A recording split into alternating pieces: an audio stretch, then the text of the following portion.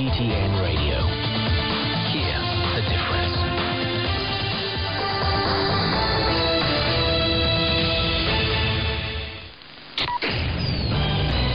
Now the news. I'm Shane Bigham. Authorities say China's early rice output saw a 0.4% increase this year.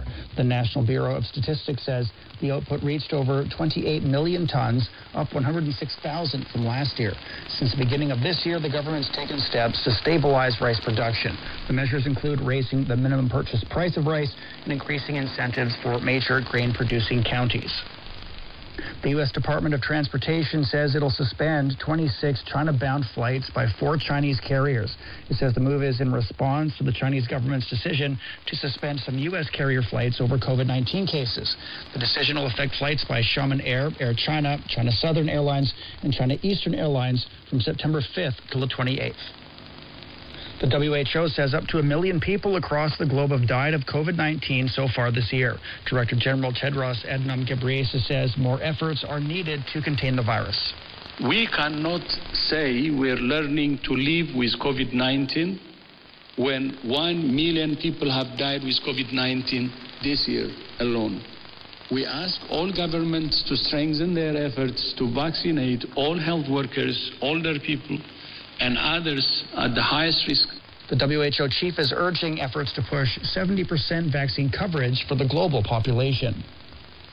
Prayut Chan-o-cha has vowed to continue in his role as defense minister after Thailand's constitutional court suspended him from serving as the country's prime minister. The court will review Prayut's term limit.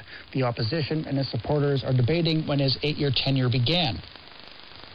Russia says power is back on in Zaporizhia after a Ukrainian official said the region had been left without supply. Ukraine's nuclear energy operator said the facility was disconnected from the power grid for the first time in its history following Russian shelling. Russia blamed Ukrainian attacks for the outage. Sergio Olmos reports.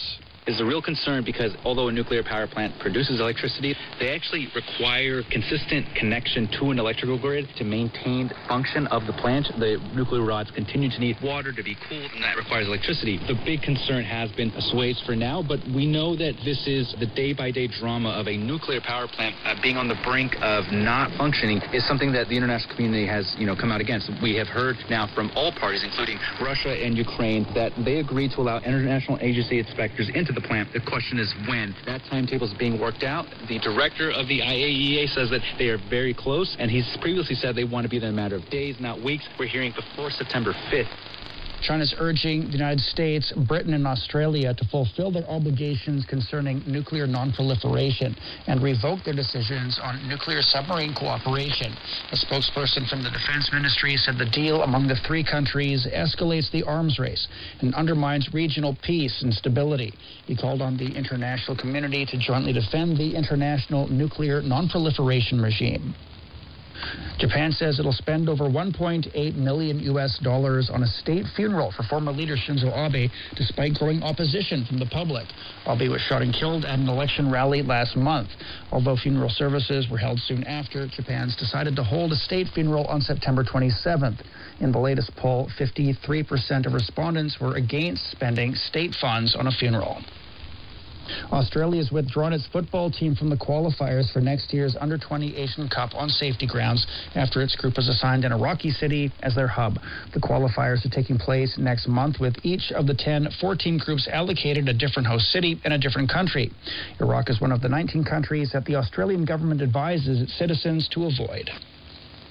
China successfully completed a test of a reusable suborbital vehicle. The vehicle was launched from the Jiuquan Satellite Launch Center on Friday. It then completed a suborbital flight in accordance with set procedures and landed stably and horizontally at an airport in Inner Mongolia.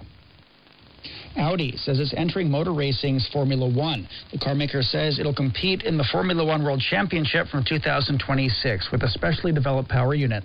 Audi says it'll announce with which team it'll be lining up before the end of this year. It says a key part of its decision to join Formula One is the racing series' goal of becoming carbon neutral by 2030, including new technical rules focused on greater electrification and sustainable fuels that apply from 2026.